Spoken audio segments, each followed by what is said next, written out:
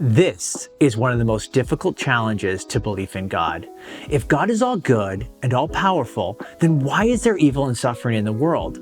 Now, this isn't just an academic challenge. It's deeply personal, especially for those of us who have experienced evil and suffering. Now, I don't have any illusions that I'm going to answer the problem of evil in this short video. However, I want to highlight some of the ways that Christians have responded.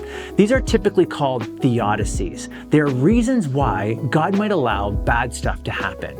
For example, we might talk about the fall.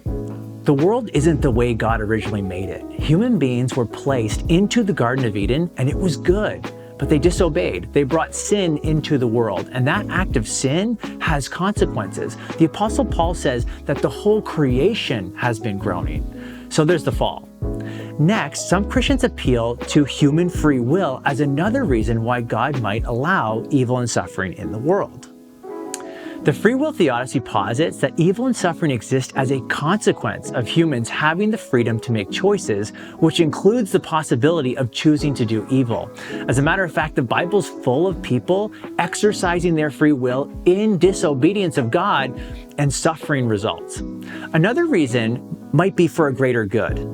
Greater good theodicies posit that despite the presence of evil and suffering, there exists a greater good or purpose that justifies or outweighs the existence of such evil and suffering.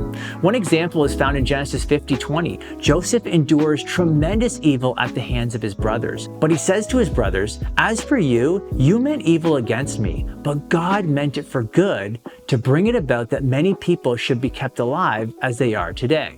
Of course, Jesus' death on a cross would be another example of a great good coming from a horrendous evil. Another reason why God might permit evil and suffering is called the soul-making theodicy. It's argued that some evil and suffering is necessary for the development of human souls. In this view, this world serves as a veil of soul-making, where struggles and trials faced by individuals contribute to the formation of their characters. This world gets us ready to spend eternity with God. Finally, some argue that God allows evil and suffering because he wants to reveal certain things about himself that otherwise we wouldn't know.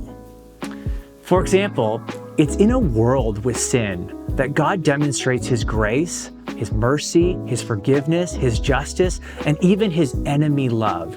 So we've looked at some of the reasons why God might allow evil and suffering, but I want you to notice something. There's still some liquid left over. That's because we don't have all of God's reasons figured out, and we shouldn't expect to. He's God, we're not. We do our best to understand God's ways, and then we trust him even when we don't understand.